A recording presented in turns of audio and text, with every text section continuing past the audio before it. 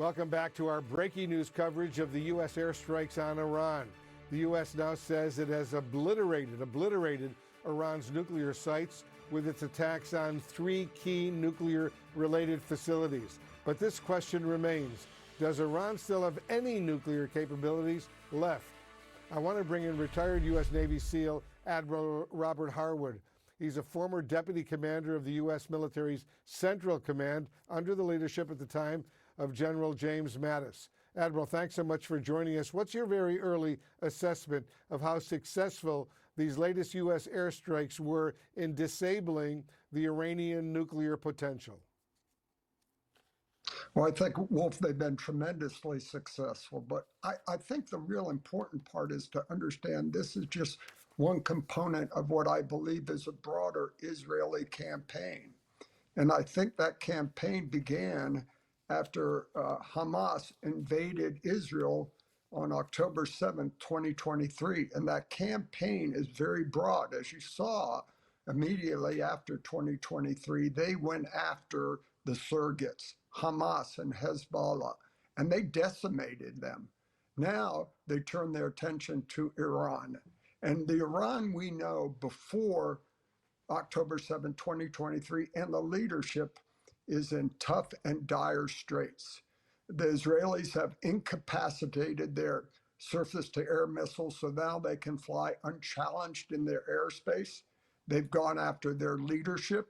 They've gone after their ICBM long-range and medium-range missiles and their launchers. They're going after their facilities. And we fell in support, direct support, as part of that campaign to ensure they cannot produce and deliver nuclear weapons. But overall, we may just be seeing the start of this.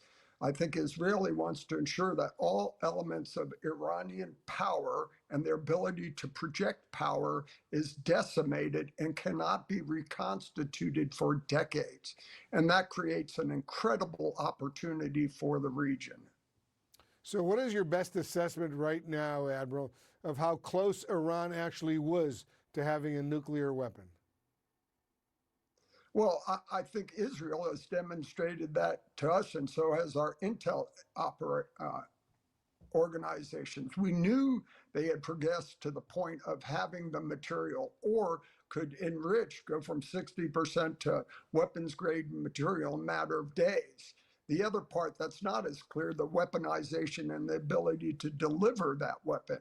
So those are two different components. As we saw in this long-standing Israeli campaign, they had gone after their systems, their people who were involved in weaponizing that. So it's not clear to me where they were on that brink, but it apparently, based on the timing of this, would seem to confirm that they were close. And of course, that's an existential threat to Israel. So their intelligence indicated that both those components had reached a point where it could not be stopped. They had to act.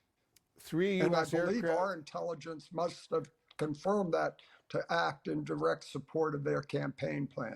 3 U.S. aircraft carrier battle groups are now moving, if they're not already there, they're moving very close to the region to deal with this. How concerned are you specifically about the U.S. Navy's 5th Fleet, which is based in Bahrain, right across from Iran right now? How vulnerable are the U.S. sailors and Marines who are based there?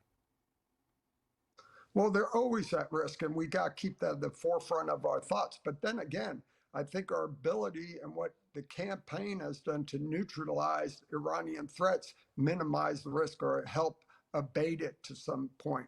I think Iran may have a bigger problem, not projecting power, but ensure now, because they've demonstrated themselves, proven to everyone how really weak they are and how vulnerable. So their focus may be more internally, controlling the people inside the country as they watch this layout. So I think it may be counterproductive for them to strike out, because then it would justify a much broader campaign plan for American involvement.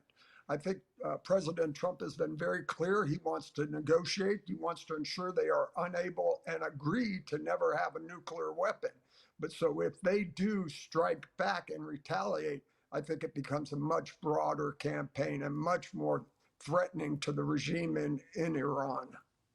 Retired Admiral Robert Harward, thanks so much for your expertise. Thanks so much for joining us.